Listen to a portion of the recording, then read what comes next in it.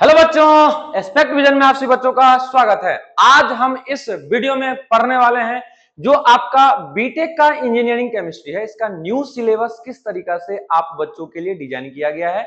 इसको हम दूसरे सेंस में बोले तो आज आप सिलेबस डिस्कशन देखने वाले हैं, साथ ही साथ कैसे करके हम पूरे कोर्स में इस पूरे इंजीनियरिंग केमिस्ट्री को पढ़ेंगे ये हम डिस्कस करने वाले हैं। अगर मैं बात करता हूं आपके न्यू सिलेबस का, तो सबसे पहले हम आपको न्यू सिलेबस के बारे में एक एक बात बता देते हैं कि कौन सा टॉपिक पढ़ना है, कौन से यूनिट है, उसमें क्या क्या पढ़ने हैं, ये पहले डिस्कस कर लेते हैं। उसके बाद थोड़ा सा इन डिटेल में जाके हम लोग उस हर एक सिलेबस में प्रेजेंट टॉपिक को हल्का सा फोकस कर लेंगे और बाद बाकी उसके बाद हम लोग भाई पूरे सेशन में क्या स्ट्रेटजी के साथ आगे बढ़ेंगे, पूरे इंजीनियरिंग केमिस्ट्री को कैसे हैंडल करेंगे, किस स्ट्रेटजी के साथ हैंडल करेंगे, ये सब सीखने वाले हैं आज की इस वीडियो में। तो मैं सेल्फ माधव कुमार सिंह आप सभी भाइयों को, बहनों को, दोस्तों को, बच्चों को पूरे इंजीनियरिंग केमिस्ट्री पढ़ाने वाला हूं। आप सभी बच्चे आज के बाद से इंजीनियरिंग केमिस्ट्री का डर दूर रख लीजिएगा। अब मैं बात करता हूं कि आपके न्यू सिलेबस के अनुसार आपको क्या क्या पढ़ना है। तो यूनिट 1 का हम बात कर लेते हैं। देखो, आपको टोटल 5 यूनिट के बारे में पढ़ाई करना है, टोटल 5 यूनिट, जिसमें सबसे पहला यूनिट में आपको क्या पढ़ना है, तो प्लैंक्स थ्योरी के बारे में पढ़ना है। किसके बारे में? प्लैंक्स थ्योरी के बारे में पढ़ना है। उसके बाद आपको सेकंड यहां पे पढ़ाई करना होगा फोटो इलेक्ट्रिक इफेक्ट के बारे में। मजे की बात पता है आपको, जब आप प्लैंक्स थ्योरी का बात जैसे ही आप देखेंगे अपने सिलेबस में, आप खुश हो जाओगे। आप खुश हो जाओगे क्योंकि ये 11th में भी पढ़े हो एटॉमिक स्ट्रक्चर में। आप फोटो इलेक्ट्रिक इफेक्ट नाम सुन के ही खुश हो जाओगे, ये भी आप 11th में पढ़ के आ चुके हो। भाई सब कुछ वही रहेगा, थोड़ा सा हल्का सा जो आप 11 12 में पढ़े उसमें 10% एक्स्ट्रा पढ़ना होगा। बाद बाकी इसमें कुछ आपको हेडेक नहीं होगा। आपको भी जैसे ही हम वो चैप्टर्स पढ़ा रहे होंगे, वो टॉपिक पढ़ा रहे होंगे, उस टाइम आपको मजा आ जाएगा। क्या क्या आपको पूछा जाएगा आपके इंजीनियरिंग केमिस्ट्री में, ये आपको पता चल जाएगा। अब देखो बुआ, उसके बाद हम लोग डुअल नेचर ऑफ इलेक्ट्रॉन के बारे में पढ़ेंगे। उसके बाद हम यहाँ पे सेकेंड टॉपिक डिस्कस करेंगे वेव मैकेनिक्स के बारे में। किसके बारे में? वेव मैकेनिक्स के बारे में। अब मैं बात करता हूं वेव मैकेनिक्स के अंदर क्या क्या पढ़ना है। आप सभी एटॉमिक स्ट्रक्चर नामक 11th के चैप्टर में आप हाइजेनबर्ग अनसर्टेनिटी प्रिंसिपल पढ़ के आए हुए हो ना, उसी के बारे में यहाँ पे पढ़ाई करना है, हाइजेनबर्ग अनसर्टेनिटी प्रिंसिपल के बारे में। साथ ही साथ एक भाई इक्वेशन यहाँ आप नया पढ़िएगा, जिस इक्वेशन के मदद से आप लोगों को 3 सेट ऑफ क्वांटम नंबर मिला था, principal quantum number, azimuthal quantum number और मैग्नेटिक क्वांटम नंबर। जिस वेव इक्वेशन से मिला था ना, उसी वेव इक्वेशन को हम नाम दे देते हैं स्क्रोडिंगर वेव इक्वेशन। और इसी स्क्रोडिंगर वेव इक्वेशन से मैथमेटिकली आपको इलेक्ट्रॉन के बारे में पता चलेगा, यानी कि क्वांटम नंबर के बारे में यहां से जानकारी मिलता है। ये सब हम ऑलरेडी 11th में सीख के आ चुके हैं। यही सेम आपके भाई बीटेक केमिस्ट्री है, यानी कि इंजीनियरिंग केमिस्ट्री में भी यही सब आपसे यूनिट 1 में पूछा जाएगा। अब हम बात करते हैं बाबू LCAO मेथड। LCAO मेथड का मतलब होता है, आप सभी अगर सीखना चाहते हैं इसके बारे में बुआ, तो देखो LCAO को हम क्या कहते हैं? Linear combination. क्या कहते हैं बुआ? Linear combination of atomic orbital. यहां पे आप लोग लीनियरी भाई कंबाइन करने जाओगे एटॉमिक ऑर्बिटल को, यानी कि यहाँ क्या पढ़ना है? Linear combination of atomic orbital के बारे में पढ़ाई करोगे आप सभी। तो यहाँ क्या LCAO मेथड पढ़ने वाले हो। उसके बाद MO डायग्राम। MO का मतलब होता है मोलिक्यूलर ऑर्बिटल का डायग्राम, यहाँ देखने वाले हैं। उसके बाद अगर मैं बात करता हूं तो VSEPR थ्योरी, वही बात जिसको केमिकल बॉन्डिंग के नाम से आप 11th क्लास में पढ़े हो इनऑर्गेनिक केमिस्ट्री में, उसी के बारे में यहाँ डिटेलिंग करना है बाबू। VSEPR का मतलब valence shell electron pair repulsion theory, जिसमें आपको डिफरेंट डिफरेंट मॉलिक्यूल का ज्योमेट्री पढ़ना होता है। वहीं पे आपको बेंट रूल के बारे में पढ़ना होता है। बेंट रूल क्या है? आप सब 11th में पढ़ाई कर चुके हो। लोन पेयर सब के चक्कर में बाबू एक्चुअल साइज या ज्योमेट्री नहीं होके कुछ और स्पेशल ज्योमेट्री हो जाता है। इन सब चीजों के बारे में आपको यहाँ यूनिट 1 के इस टॉपिक में पढ़ना है आपको। उसके बाद यूनिट 1 में ही बुआ आपको कोऑर्डिनेशन नंबर के बारे में पढ़ना है, यानी कि कोऑर्डिनेशन केमिस्ट्री जो पढ़े हो ना, कोऑर्डिनेशन कंपाउंड, उसके बारे में भी आपको यूनिट 1 में ही पढ़ाई करनी है। अब यहां से आपको मैं बताऊं, कोऑर्डिनेशन नंबर यहां पढ़ना है आपको आइसोमेरिज्म। कोऑर्डिनेशन कंपाउंड के केस में जो आइसोमेरिज्म होता है वो पढ़ना है। अच्छा, isomerism in transition metal. Transition metal का मतलब बाबू वही डी ब्लॉक वाले मेटल, वही डी ब्लॉक वाले मेटल का जो आयोनाइजेशन आइसोमेरिज्म होता है ना, डी ब्लॉक मेटल का आइसोमेरिज्म, यानी कि वही बाबू कोऑर्डिनेशन कंपाउंड में जो आइसोमेरिज्म आप पढ़ते हो, ज्योमेट्रिकल आइसोमेरिज्म, ऑप्टिकल आइसोमेरिज्म, उसके बाद भाई स्ट्रक्चरल आइसोमेरिज्म में अलग अलग टाइप पढ़ते हो, chain isomerism, position isomerism, ring chain isomerism, ring isomerism, ये सब यहाँ पे पढ़ने वाले हो। अब जाके यहाँ से बात कर लेते हैं, यहाँ पे आप क्रिस्टल फील्ड थ्योरी यानी कि सीएफटी के बारे में पढ़ोगे, और क्रिस्टल फील्ड थ्योरी से टेट्राहेड्रल, ऑक्टाहेड्रल इस टाइप का ज्योमेट्री मिलता है। ये सब आप इसी यूनिट 1 में पढ़ने वाले हो। क्या आपको मेरे भाई नया सिलेबस जो आपके बीटेक के लिए इंजीनियरिंग केमिस्ट्री का आया है उसका यूनिट 1 समझ में आया बुआ? ये सब हम इन डिटेल पढ़ने वाले हैं। अब सवाल आता है कि सर यूनिट 2 में क्या पढ़ना है? तो यूनिट 2 में स्पेक्ट्रोस्कोपी के बारे में पढ़ना है। क्या बाबू? Spectroscopy and smart material science के बारे में पढ़ना है। ये आपको यूनिट 2 में पढ़ाई करना है नए सिलेबस के अनुसार। क्या है? Spectroscopy and smart material science के बारे में पढ़ना है। अब बात अगर हम कर लेते हैं स्पेक्ट्रोस्कोपी का, तब आपको यहाँ पे ध्यान से देखना है कि स्पेक्ट्रोस्कोपी में आपको क्या देखना है बाबू? तो आपको rotational, vibrational and electronic spectra के बारे में पढ़ाई करना है। ध्यान से मेरे भाई, ध्यान से मेरे भाई, ध्यान से मेरे भाई, आपको स्पेक्ट्रोस्कोपी के अंदर क्या क्या चीजों के बारे में पढ़ाई करना है? तो रोटेशनल स्पेक्ट्रा किसको कहते हैं, क्या होता है, कैसे हमको पढ़ाई करना है, इसमें क्या क्या पढ़ाई करना है, वाइब्रेशनल स्पेक्ट्रा क्या होता है, कैसा होता है, क्या पढ़ना है, कैसे इसको हम पूरा इंजीनियरिंग में अप्लाई करना है, ये सब हमको यहाँ पढ़ाई करना है। उसके बाद इलेक्ट्रॉनिक स्पेक्ट्रा के बारे में भी पढ़ाई करना है। अगर इलेक्ट्रॉनिक स्पेक्ट्रा तक बात आता है तो आप सभी बच्चे इलेक्ट्रॉनिक स्पेक्ट्रा के बारे में already atomic structure 11th class में पढ़ चुके हो। आपके लिए नया होगा यहाँ पे रोटेशनल स्पेक्ट्रा और वाइब्रेशनल स्पेक्ट्रा, बाद बाकी इनके बारे में आप ऑलरेडी पढ़ाई करके आ चुके हो। हम एक एग्जांपल दे देते हैं, एक हिंट दे देते हैं। हाइड्रोजन स्पेक्ट्रम का नाम आप सुने होंगे, जहां क्या होता है, लोअर एनर्जी लेवल से अगर हायर एनर्जी लेवल पे आप ले जाते हो इलेक्ट्रॉन को जंप करवा के, तो यहाँ भाई जो एनर्जी निकलता है ये किसी न किसी स्पेक्ट्रम में कन्वर्ट हो जाता है। वहां पे आप लाइमन सीरीज, बामन सीरीज, पास्सन, ब्रैकेट, फंड, हम्फ्री ऐसे करके पढ़े होंगे। ये सब इलेक्ट्रॉनिक स्पेक्ट्रा, यानी कि ये वाला पार्ट आप ऑलरेडी जानते हो, इनको यहाँ ज्यादा लोड नहीं लेना है। बाद में कि आपको यहाँ इन दोनों के लिए थोड़ा सा मेहनत करना है, और हम तो है ही ना आपके साथ, क्यों टेंशन ले रहे हो? अब बाबू यूनिट 2 में आपको दूसरा पढ़ना है एनालिटिकल टूल के बारे में। किसके बारे में? एनालिटिकल टूल के बारे में। तो इसमें कौन कौन सा टॉपिक पढ़ोगे? तो बुआ ध्यान से, यहाँ पे अल्ट्रावायलेट से लेके विजिबल स्पेक्ट्रा के, यानी कि यूवी और भीज, भीज का मतलब विजिबल स्पेक्ट्रा, यूवी का मतलब भाई अल्ट्रावायलेट स्पेक्ट्रा से विजिबल स्पेक्ट्रा के बारे में यहाँ पढ़ाई करना है। उसके बाद इंफ्रारेड के बारे में पढ़ाई करोगे। इंफ्रारेड जब पढ़ाई कर रहे होंगे वहीं पे फिंगरप्रिंट रीजन के बारे में आपको जानना है। उसके बाद NMR प्रिंसिपल पढ़ना है। क्या पढ़ना है बुआ? NMR प्रिंसिपल पढ़ना है। साथ ही साथ NMR प्रिंसिपल हमको जब पढ़ाई करने को मिल जाएगा बुआ, उसके बाद हम देखेंगे एप्लीकेशन कहां पे कि सर ऑर्गेनिक फंक्शनल ग्रुप, जैसे आपको पता है भाई एल्कोहल का बात करें तो वहां फंक्शनल ग्रुप OH हो जाता है, एल्कोहल का बात करें तो वहां का फंक्शनल ग्रुप OH, भाई एसिड का बात करते हैं तो वहां का फंक्शनल ग्रुप COOH ETC। इस टाइप के फंक्शनल ग्रुप को पहचानने में हमको यहाँ पे हेल्प मिलेगा इस टॉपिक से।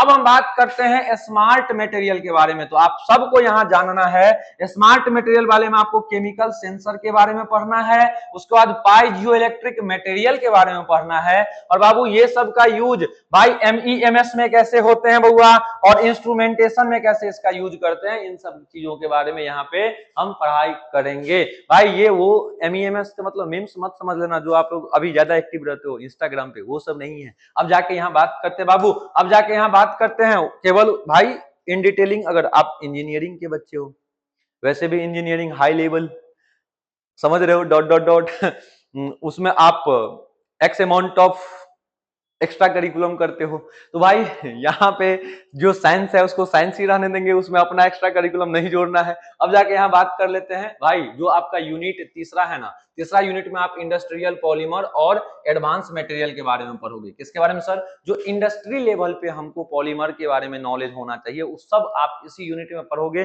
साथ ही साथ आप सबको भाई एडवांस्ड मटेरियल के बारे में पढ़ाई करना है। अब अगर मैं बात कर लेता हूं कि आपको इस यूनिट में सबसे पहले क्या पढ़ना होगा, तो भाई कुछ जो आपके सिलेबस का ऑर्गेनिक रिएक्शन होगा सबसे पहले वो पढ़ोगे। जैसे कि कौन कौन सा सर हम लोगों के सिलेबस में रिएक्शन रहने वाला ऑर्गेनिक का, जैसे कि सर पॉली पॉलीमेराइजेशन रिएक्शन, ये डिफरेंट डिफरेंट टाइप के आपको पढ़ाई करना है। जैसे फ्री रेडिकल पॉलीमेराइजेशन रिएक्शन पढ़ना है बउआ, फ्री रेडिकल पॉलीमेराइजेशन रिएक्शन पढ़ना है, आयोनिक पॉलीमेराइजेशन रिएक्शन पढ़ना है और कंडेंसेशन मैकेनिज्म यहाँ पे पढ़ाई करना है। साथ ही साथ यहाँ पे दूसरा चीज क्या पढ़ना है, पॉलीमेराइजेशन का डिग्री के बारे में पढ़ाई करना है।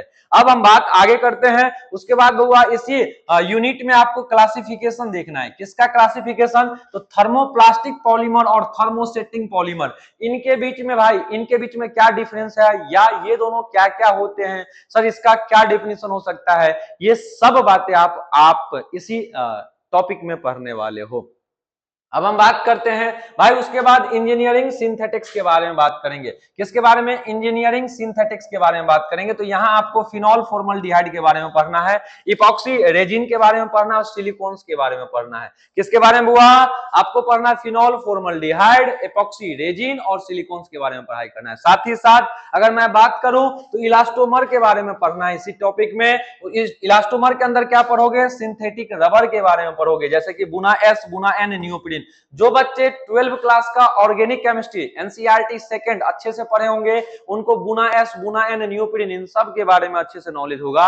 इसी चीज को थोड़ा सा एडवांस लेवल पे पढ़ लेना, 10 15 20% एडवांस करके पढ़ लोगे, आपका तैयारी इस टॉपिक का बहुत ही बेहतरीन हो जाएगा। अब अगर मैं बात कर लूं मेरे भाई अगला टॉपिक या अगला यूनिट क्या है सर, तो मेरे भाई ये सब इस यूनिट से आप मेरे सारे भाई बहन दोस्त वाकिफ होंगे। आप सभी बच्चे इलेक्ट्रोकेमिस्ट्री पढ़ के आए हो 12 क्लास में, उसी इलेक्ट्रोकेमिस्ट्री को थोड़ा एडवांस लेवल पे पढ़ लेना है, इंजीनियरिंग लेवल पे पढ़ लेना है। लेकिन यहाँ ज्यादातर भाई इतना मैं आपको भरोसे के साथ बोल सकता हूँ कि 80% सिलेबस 12 का ही यूज होगा, 20% थोड़ा एक्स्ट्रा पढ़ना होगा, वो तो उसके लिए तो मैं हूँ भाई। उस 80% जो आप ऑलरेडी पढ़ के आए हो उसके लिए भी मैं आपके साथ हूँ, और जो एक्स्ट्रा पढ़ना होगा उसके लिए भी मैं आपके साथ हूँ। बस आपको क्या करना है, मेरे द्वारा कराए हुए क्लास को अच्छे से कंप्लीट कर लेना है, नोट्स बनाते हुए बहुत अच्छा मार्क्स लाओगे आप बीटेक में, देख लेना। अब अगर मैं बात करूं तो इस चैप्टर में क्या पढ़ना है, तो भाई इलेक्ट्रोकेमिकल थ्योरी के बारे में पढ़ाई करना है। इलेक्ट्रोकेमिकल थ्योरी में क्या क्या पढ़ना है वो, तो इलेक्ट्रोमोटिव फोर्स जिसको ईएमएफ बोलते हैं, उसके बाद इलेक्ट्रोड पोटेंशियल के बारे में पढ़ना है, नट्स इक्वेशन के बारे में पढ़ना है बुआ।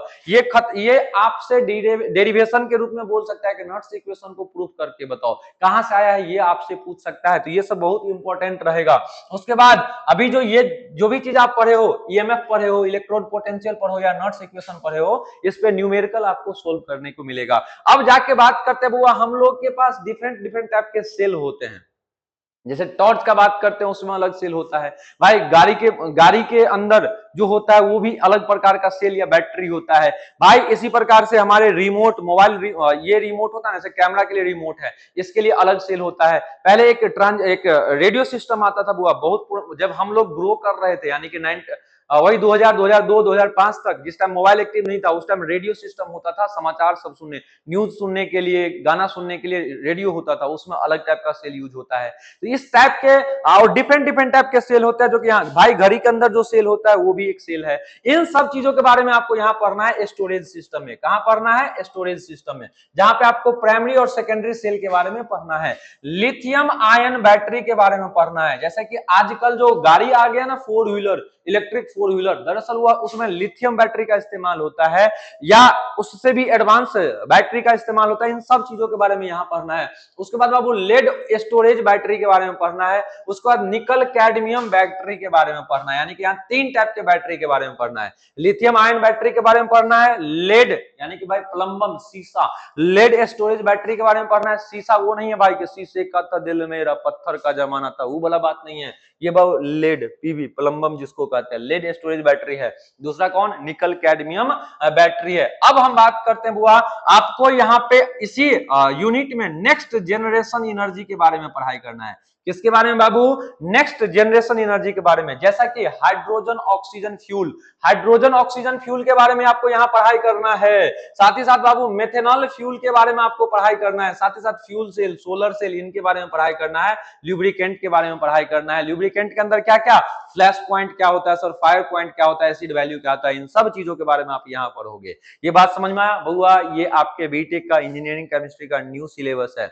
हम एक एक करके देखो, एक एक करके हम आगे बढ़ाते चल जाएंगे। और सबसे पहले हम आप सबसे एक बात करेंगे मेरे भाई, सबसे पहले पता है कौन कौन सा टॉपिक हम आपको पढ़ाएंगे, ताकि आपकी तैयारी मैक्सिमम लेवल पे बिना बर्डन का आपको हो जाए। तो जो जो पार्ट 11th 12th से रिलेटेड है सबसे पहले वो हम पढ़ा देंगे, और उसके बाद जो आपके लिए एकदम न्यू होगा वो सबसे लास्ट में पढ़ाएंगे। पता है इसका एक साइकोलॉजिकल भाई फायदा क्या होगा, कि जो आप पढ़ के आए हो उसको आपको भी इंजीनियरिंग लेवल पे पढ़ने में आसानी होगा, दिमाग पे एक टेंशन भी कम रहेगा, और तैयारी भी ज्यादातर पार्ट का आप कर लिए रहोगे। उसमें से जो एक जो आपके लिए आपके सिलेबस में एकदम आपके लिए न्यू है वो अगर लास्ट में पढ़ते हो तो मान लो इतना ही ना एक अंदर से एक कॉन्फिडेंस रहेगा कि चलो भाई 80% हम पढ़ चुके हैं, मात्र 20% पढ़ना है। यहाँ अगर ज्यादा एनर्जी भी देना पड़े आपको पढ़ाई लिखाई में, वो भी आप इस भरोसे दे लोगे कि काहे को भाई हम 80% अगर पढ़ ही लिए हैं तो 20% काहे को हम पीछे रहें, वो भी 20% आप एक एक्स्ट्रा एनर्जी के साथ कर लोगे। ये हमारा स्ट्रेटजी रहेगा।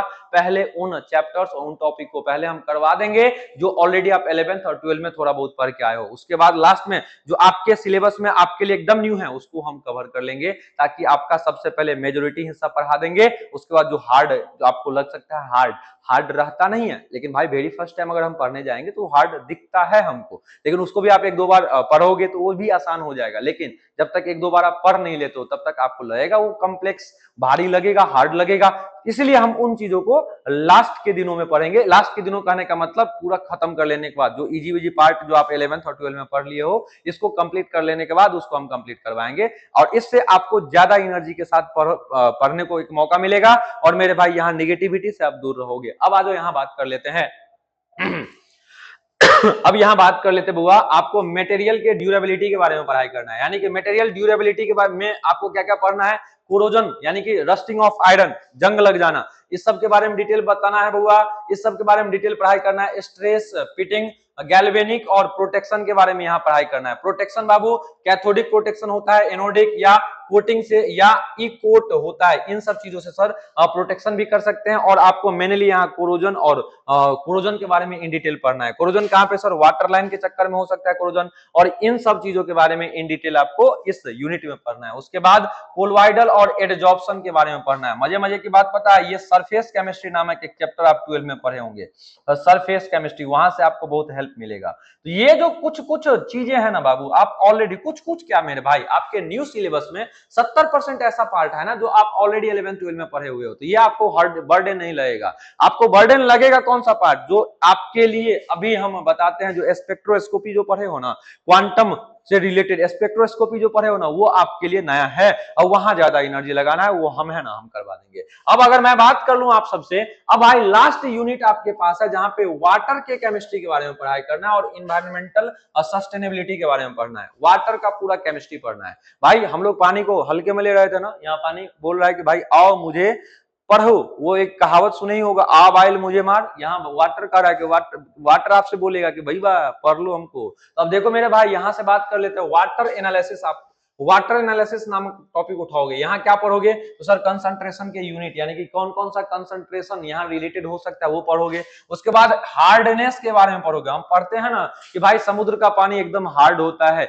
ये हम पढ़ते हैं ना, यही हार्डनेस ऑफ वाटर, वाटर का हार्डनेस, खारा पानी जिसको कहते हो, हार्डनेस ऑफ वाटर के बारे में यहाँ पढ़ाई करेंगे। और hardness of water sir EDTA method यानी कि थैलिन डायमीन टेट्राएसिटेट मेथड से दूर किए जा सकते हैं, या एल्कलिनिटी मेथड से क्या बोलते हैं इसको, हार्डनेस ऑफ वाटर को हटा सकते हैं, ये सब हम पढ़ेंगे। उसके बाद बाबू प्यूरिफिकेशन में आप पढ़ाई करोगे लाइम सोडा, उसके बाद जियोलाइट के बारे में, उसके बाद आयन एक्सचेंज मेथड के बारे में, उसके बाद सॉफ्टनिंग और measurement of BOD and CO2. BOD का मतलब बायोलॉजिकल ऑक्सीजन डिमांड, इसका मतलब केमिकल ऑक्सीजन डिमांड, इन सब चीजों के बारे में आप यहाँ पढ़ोगे। अब हम बात करते हैं इंडस्ट्रियल के चैलेंजेस के बारे में। तो इंडस्ट्री लेवल पे क्या क्या आपको चैलेंज फेस करना होगा, तो सर बॉयलर स्केल के बारे में आपको पढ़ना होगा, यहाँ पे स्लज के बारे में पढ़ना होगा, प्राइमिंग के बारे में पढ़ना होगा, फोमिंग के बारे में पढ़ना होगा, कॉजेटिव क्या भाई इम्ब्रिलमेंट के बारे में पढ़ना होगा, इम्ब्रिटमेंट या इम्ब्रिटलमेंट, सॉरी बच्चे, इम्ब्रिटलमेंट के बारे में पढ़ाई करना है। एक्चुअली बात क्या है ना कि इधर से फॉक्स मतलब इधर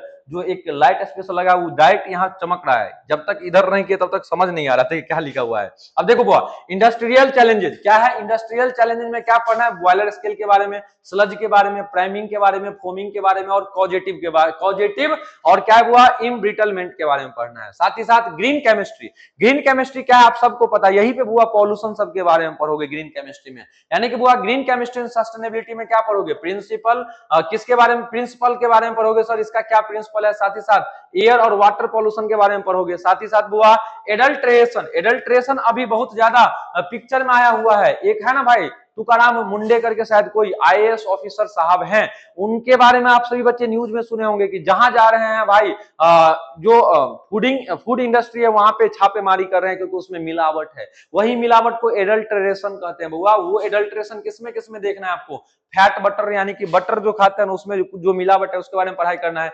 शुगर में क्या एडल्ट्रेशन है, टर्मेरिक पाउडर या चिली पाउडर में क्या क्या मिलावट हो सकता है उसके बारे में पढ़ना है। साथ ही साथ इलेक्ट्रॉनिक वेस्ट के बारे में यहाँ पढ़ना है और इलेक्ट्रॉनिक वेस्ट के मैनेजमेंट के बारे में यहाँ पढ़ना है। तो ये था आपके न्यू सिलेबस में क्या क्या पढ़ना है उसके बारे में। अब अगर मैं बात कर लूं कि भाई थोड़ा सा डिटेलिंग में बता दो ना भैया कि क्या क्या, और सर इसका डिटेलिंग क्या हो सकता है सर थोड़ा बता दीजिए। तो देखो बुआ प्लैंक्स थ्योरी में आप क्या पढ़ोगे, आपको पता है कि एनर्जी, आप सब प्लैंक्स थ्योरी 11th में पढ़ के आ चुके हो कि एनर्जी भाई कंटिन्यूअस फॉर्म में एब्जॉर्ब या इमिट नहीं होता है। वो जिस फॉर्म में इमिट या एब्जॉर्ब होता है वो दरअसल बाद में जाके क्वांटम कहलाता है। तो ये सब भाई आपको प्लैंक्स थ्योरी के बारे में पढ़ना है, फोटो इलेक्ट्रिक इफेक्ट के बारे में पढ़ना है। प्लैंक्स थ्योरी में ये फॉर्मूला पढ़ोगे एनर्जी ऑफ ईच फोटोन का, इन सब चीजों के बारे में इन डिटेल पढ़ोगे। यहाँ पे एनर्जी ऑफ ईच फोटोन, इन सब चीजों के बारे में आप लोग इन डिटेल पढ़ेंगे, है ना।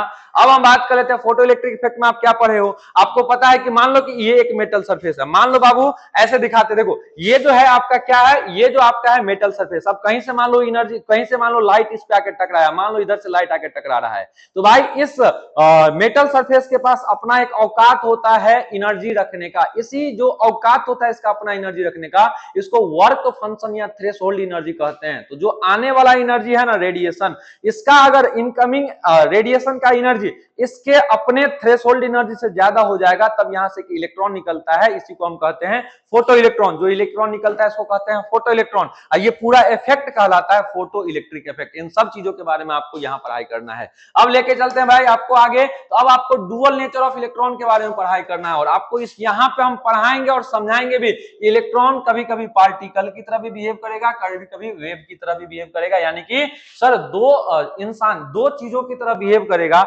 एक इंसान दो रंग का बिहेवियर दिखाता है तो उसको हम क्या कह देते हैं, बोलना नहीं है भाई, है ना। हम लोग आपस में हम भी समझते हैं, आप भी समझते हैं कि उसको क्या कहते हैं। एक इंसान अगर समय रहते अपना बिहेवियर बदल देता है उसको हम लोग क्या कहते हैं, आपको भी समझ है हमको भी समझ में। इसी तरीके से भाई उसी इंसान के जैसा इलेक्ट्रॉन है, क्या है बुआ, पार्टिकल और वेव दोनों तरह बिहेवियर दिखाते हैं, यानी कि डुअल नेचर है। अब जाके हम बात करते बुआ, ये जो आइडिया है ना कि इलेक्ट्रॉन पार्टिकल और वेव दोनों की तरह बिहेव दिखाता है, यही आपको क्वांटम मैकेनिक्स के ओर आपको बढ़ा लेगा, यही आपको क्वांटम मैकेनिक्स की ओर बढ़ाएगा। अब जाके यहां से हम बात कर लेते हैं, तो यहां बुआ आपको वेव मैकेनिक्स में क्या पढ़ना है, हाइजेनबर्ग अनसर्टेनिटी प्रिंसिपल के बारे में पढ़ना है। किसके बारे में, हाइजेनबर्ग अनसर्टेनिटी प्रिंसिपल के बारे में। यहां पे आपको इतना बात देखना है, यहां पे आपको इतना बात देखना है कि एक ही टाइम में कोई भी माइक्रोस्कोपिक पार्टिकल का ना तो आप एग्जैक्ट पोजीशन बता सकते हो, ना ही आप एग्जैक्ट मोमेंटम बता सकते हो।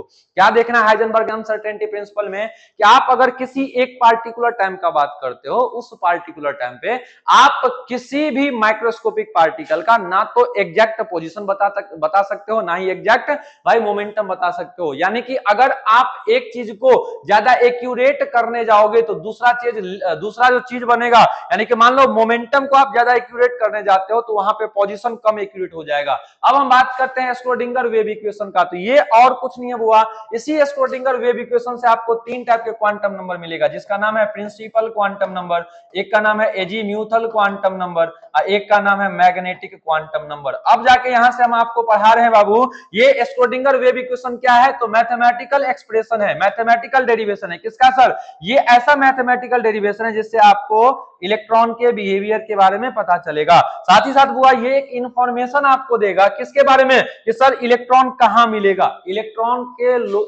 के फाइंडिंग प्रोबेबिलिटी, यानी कि इलेक्ट्रॉन कहां मिल सकता है, कैसा हो सकता है, किस रूप में हो सकता है, इन सब चीजों के बारे में कौन बताएगा, स्क्रोडिंगर वेव इक्वेशन। और देखो भाई अभी इस पे ध्यान मत देना, अभी इस पे ध्यान मत देना, ये हम और बढ़िया से बताएंगे, अभी इस पे ध्यान मत दीजिएगा आप लोग, थोड़ा सा यहाँ इरर है एक, इसलिए बोल रहे हैं कि अभी इस पे ध्यान मत देना।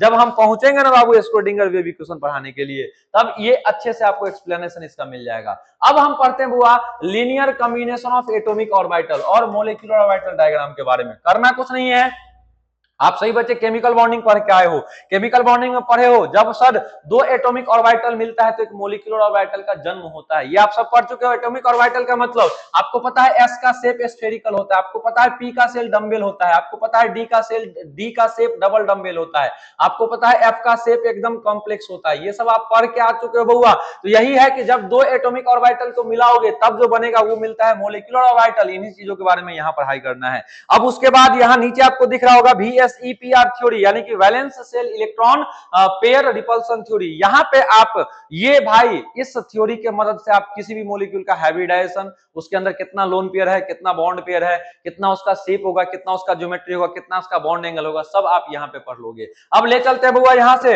आप जैसे कि यहाँ देखते हो ये है तुम्हारा sp हाइब्रिडाइजेशन जिसका शेप लीनियर, दोनों के बीच 180 डिग्री, ये sp2 जिसका हो जाता है ट्राइगोनल प्लेनर, एंगल हो जाता है 120 डिग्री, ये सब आप यहाँ पढ़ने वाले हो। अब जाके हम बात करते हुआ VSEPR थ्योरी के बारे में, ये सब आपको पता है। अब देख लो बुआ, आप बेंट रूल यहीं पे पढ़ोगे, बेंट रूल यहीं पे पढ़ोगे, इसमें आप हाइब्रिड ऑर्बिटल के बारे में कंप्लीट इंफॉर्मेशन देखोगे और कैसे कैसे मॉलिक्यूल में उसका डिस्ट्रीब्यूशन है।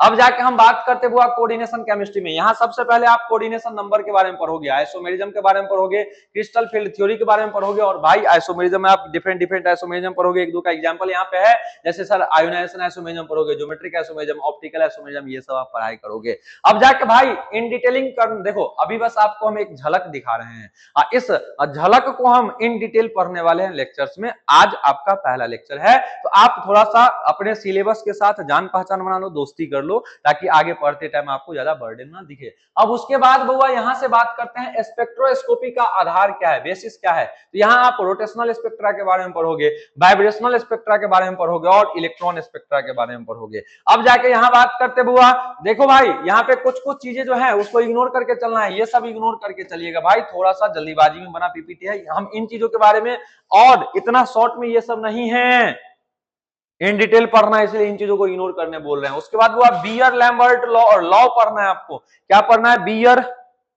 इंजीनियर हो भाई, कहीं और मत चल जाना, ये बीयर लैम्बर्ट लॉ है ना। अब जाके यहाँ बात करते बुआ, इसमें आपको क्या देखना है, तो एब्जॉर्प्शन और कंसंट्रेशन के बीच रिलेशन सीखना है, रिलेशन। फिर से वही बात, इंजीनियर हो, कहीं और नहीं जाना। देखो वो बीयर लैम्बर्ट लॉ में एब्जॉर्प्शन और कंसंट्रेशन में रिलेशन सीखेंगे, उसके बाद बाबू उसका मैथमेटिकल एक्सप्रेशन जो भी है हम बाद में पढ़ेंगे, अभी यहाँ पे कुछ भी ध्यान नहीं देना है, अभी बस अपने सिलेबस को पहचानो बउआ। अब जाके यहाँ से हम आपको पढ़ाएंगे यूवी विजिबल स्पेक्ट्रोस्कोपी, यानी कि अल्ट्रावायलेट और विजिबल का स्पेक्ट्रोस्कोपी। यहाँ आपको इलेक्ट्रॉनिक ट्रांजिशन के बारे में पढ़ना है, और यहाँ पे बउआ कुछ कंपाउंड के स्टडी पढ़ेंगे जो एब्जॉर्ब करते हैं यूवी और विजिबल लाइट को। उसके बाद इंफ्रारेड स्पेक्ट्रोस्कोपी पढ़ोगे और NMR यानी कि न्यूक्लियर मैग्नेटिक रिजोनेंस यहाँ पढ़ोगे। अब जाके वो न्यूक्लियर मैग्नेटिक रिजोनेंस के मदद से आप सारे बच्चे क्या पता करोगे, ये सर केमिकल इन्वायरमेंट बताता है न्यूक्लियाई का, न्यूक्लियाई का केमिकल इन्वायरमेंट कैसा है इसके बारे में बताएगा, साथ ही साथ ऑर्गेनिक मॉलिक्यूल का स्ट्रक्चर के बारे में समझाएगा। अब जाके हम बात करते हैं तो यहाँ फिंगरप्रिंटिंग रीजन के बारे में देखोगे, किसके बारे में देखोगे, फिंगरप्रिंटिंग रीजन के बारे में आपको यहीं पे पढ़ाई करना है। उसके बाद अगर मैं बात कर लेता हूं, उसके बाद बाबू स्मार्ट मटेरियल में आपको क्या क्या पढ़ना है, स्मार्ट मटेरियल में आपको पढ़ाई करना है केमिकल सेंसर के बारे में। उसके बाद आपको पढ़ाई करना हुआ पाइजो इलेक्ट्रिक मटेरियल के बारे में, किसके बारे में हुआ, पाइजो इलेक्ट्रिक मटेरियल के बारे में। उसके बाद आपको इसका एप्लीकेशन देखना है, इसका एप्लीकेशन कहां कहां होता है बुआ, MEMS में होता है बुआ, सेंसर में होता है, इंस्ट्रूमेंटेशन में होता है, मेडिकल डिवाइस में होता है, इलेक्ट्रॉनिक सिस्टम में होता है। देखो बुआ इसको मिम्स नहीं बोलना है, पता है क्यों, क्योंकि बुआ मिम्स का मतलब कुछ निकाल सकते हो यार तुम लोग, इसलिए MEMS बोल देते हैं, ठीक है। अब जाके यहां से हम बात कर लेते हैं अगले पार्ट का, पॉलीमराइजेशन में क्या क्या पढ़ना है। तो बुआ पॉलीमराइजेशन में किस किस टाइप का पॉलीमराइजेशन, फ्री रेडिकल पॉलीमराइजेशन के बारे में पढ़ना है आपको, आयोनिक पॉलीमराइजेशन के बारे में पढ़ना है, कंडेंसेशन पॉलीमराइजेशन के बारे में पढ़ना है। इसके बाद आप आओगे तो डिग्री ऑफ पॉलीमराइजेशन के बारे में पढ़ना होगा आपको। यहाँ पे आपको एवरेज डिग्री ऑफ पॉलीमराइजेशन नामक टर्म सीखना होगा। अब जाके अगर हम बात कर लेते हैं तो थर्मोप्लास्टिक वर्सेस थर्मोसेटिंग। देखो थर्मोसेट का मतलब थर्मोसेटिंग, देखो थर्मोप्लास्टिक पॉलीमर या थर्मोसेटिंग पॉलीमर, ये दोनों के बारे में आपको देखना है। तो जो थर्मोप्लास्टिक पॉलीमर है उसके बारे में इन डिटेल पढ़ेंगे और थर्मोसेटिंग पॉलीमर के बारे में इन डिटेल पढ़ेंगे। साथ ही साथ इंजीनियरिंग सिंथेटिक मटेरियल क्या क्या हो सकते हैं, जैसे कि वो हुआ फिनाइल फॉर्मल्डिहाइड यानी कि बेकेलाइट। फिनाइल फॉर्मल्डिहाइड ऑलरेडी आप 12वीं क्लास के पॉलीमर चैप्टर में ऑलरेडी ये पढ़ के आए हो बेकेलाइट के बारे में। अब उसके बाद इपॉक्सी रेजिन और सिलिकॉन के बारे में आपको पढ़ना है, ये भी आप 11वीं क्लास के इनऑर्गेनिक केमिस्ट्री में एस ब्लॉक में पढ़े हैं आप। अब जाके यहां से बात करते हैं इलेक्ट्रोकेमिस्ट्री। इलेक्ट्रोकेमिस्ट्री में क्या पढ़ना है सर, इलेक्ट्रोकेमिकल थ्योरी के बारे में पढ़ना है, नॉट्स इक्वेशन के बारे में, इलेक्ट्रोड पोटेंशियल के बारे में। यहीं पे आप स्टैंडर्ड हाइड्रोजन इलेक्ट्रोड या स्टैंडर्ड इलेक्ट्रोड पोटेंशियल पढ़ोगे और न्यूमेरिकल क्वेश्चन यहाँ पे करने वाले हो। अब जाके उसके बाद स्टोरेज सिस्टम में क्या आता है, प्राइमरी सेल आता है और बुआ सेकेंडरी सेल। प्राइमरी सेल किसको कहते हो, जो एक ही टाइम यूज में लाया जा सकता है। अब अगर एक बार यूज करने के बाद वो डेड हो गया यानी कि खत्म, दूसरा लेना होगा। लेकिन सेकेंडरी सेल में क्या होता है, वो जो जिसको हम रिचार्ज कर सकते हैं, दोबारा चार्ज में लगा सकते हैं। इन सब चीजों के बारे में इन डिटेल पढ़ेंगे, इन सब चीजों के बारे में इन डिटेल हम पढ़ेंगे। अब बात कर लेते हैं बुआ आपको next generation energy and lubricant में क्या क्या पढ़ना है। तो नेक्स्ट जनरेशन एनर्जी में आपको हाइड्रोजन ऑक्सीजन फ्यूल सेल के बारे में पढ़ना है, उसके बाद मेथनॉल फ्यूल सेल के बारे में पढ़ना है। तो यहाँ बुआ क्या होता है, यहाँ हाइड्रोजन और ऑक्सीजन का यूज करते हैं हम लोग इलेक्ट्रिकल एनर्जी जनरेट करवाने में, और यहाँ वाटर जो है मेजर प्रोडक्ट होता है ओवरऑल रिएक्शन का। उसके बाद बुआ मेथनॉल फ्यूल सेल में क्या होता है, मेथनॉल का यूज करते हैं। देखो बुआ मेथनॉल है तो वैसे अल्कोहल ही, लेकिन ये ऐसा अल्कोहल है जो एक बार पियोगे जीवन भर के लिए उठ नहीं पाओगे, एकदम राम नाम सत्य है वाला बात होगा मेथनॉल। लेकिन इथेनॉल जो है झूम बराबर झूम शराबी वाला बात करता है। अब देखो बुआ यहाँ पे बात करते हैं मेथनॉल फ्यूल सेल में किसका यूज करते हो, मेथनॉल का। ये क्या करता है, इलेक्ट्रिकल एनर्जी प्रोड्यूस करता है। किसके साथ, वाटर और कार्बन डाइऑक्साइड के साथ, यानी कि वाटर और कार्बन डाइऑक्साइड यहाँ बाय प्रोडक्ट होते हैं और इसमें सर इलेक्ट्रिकल एनर्जी मिलता है। अब हम बात कर लेते हैं बुआ सोलर सेल के बारे में। सोलर सेल के बारे में आपको पता है, सूर्य के रोशनी यानी कि सन के लाइट को किसमें कन्वर्ट करता है, इलेक्ट्रिकल एनर्जी में। ये यहाँ पे पढ़ना है बुआ। ये दरअसल फोटोवोल्टाइक इफेक्ट पर बेस्ड होते हैं, ये सब हम पढ़ेंगे। उसके बाद ल्यूब्रिकेंट के बारे में पढ़ना है। ल्यूब्रिकेंट आप जानते हो हमारे गाड़ियों में मोबिल या ग्रीस लगा होता है, वो सब ल्यूब्रिकेंट की तरह काम करता है। अब बात करते बुआ इंपॉर्टेंट प्रॉपर्टी क्या है सर, तो फ्लैश पॉइंट देखना है, फायर पॉइंट देखना है, एसिड वैल्यू देखना है और ल्यूब्रिकेंट का टाइप आपको देखना होगा। अब अगर यहां से हम बात करते हैं इंडस्ट्रियल वाटर प्रॉब्लम से रिलेटेड, इंडस्ट्रियल वाटर प्रॉब्लम में क्या क्या होता है सर, तो बॉयलर स्केल इस टाइप का आपको अच्छे से पता होगा। स्लज क्या होता है सर, जो भी कचरा उचरा जम जाता है वो स्लज होता है। सर प्राइमिंग क्या होता है, देखो ना बाबू, देखो प्राइमिंग क्या, एकदम भाई पिक्चर के थ्रू आप देखो, और इन डिटेल हम पढ़ाएंगे जब तो अपने आप पता चलेगा। फोमिंग आपको झाग के बारे में पता है। पॉजिटिव इम्ब्रिटलमेंट आपको पता है भाई, लोहे का जो जिससे पानी वानी खास करके वैसा चीज जिससे पानी वानी पास हो रहा था वो आराम से टूट जाता है भाई कुछ समय बाद। अब भाई क्या है क्या नहीं है अच्छे से हम पढ़ाएंगे, अच्छे से हम पढ़ाएंगे। दरअसल ये क्या है बता देते हैं भाई। Damage to boiler material associated with concentrated alkaline condition, ये सब चीजों के बारे में इन डिटेल हम करेंगे बस जब ये टॉपिक पढ़ा रहे होंगे। अभी बस नाम सुनो और आपको जानना है कि ये सब चीजें आपको इन डिटेल देखना होगा। ग्रीन केमिस्ट्री में क्या देखना है, ग्रीन केमिस्ट्री में आपको पॉल्यूशन के बारे में पढ़ाई करना है। पॉल्यूशन दो टाइप के, एयर पॉल्यूशन, वाटर पॉल्यूशन होता है। साथ ही साथ मिलावट जो होता है खाद्य पदार्थों में, उनके बारे में पढ़ाई करना है। और एग्जाम्पल क्या क्या है एडल्ट्रेशन का, जैसे कि वो फेक बटर जिसको लो क्वालिटी बटर कहते हो, शुगर में जो मिलावट हो रही है आजकल, टर्मेरिक पाउडर एडल्ट्रेशन या चिली पाउडर क्या बोलते हैं भाई एडल्ट्रेशन। अब सबसे पता है सबसे खतरनाक बात क्या है, WHO का डेटा है कि भाई आने वाले कुछ सालों में लगभग 70% पॉपुलेशन इंडिया का कैंसर से ग्रसित हो जाएंगे और इसका मेन कारण यही एडल्ट्रेशन रहेगा, यही एडल्ट्रेशन।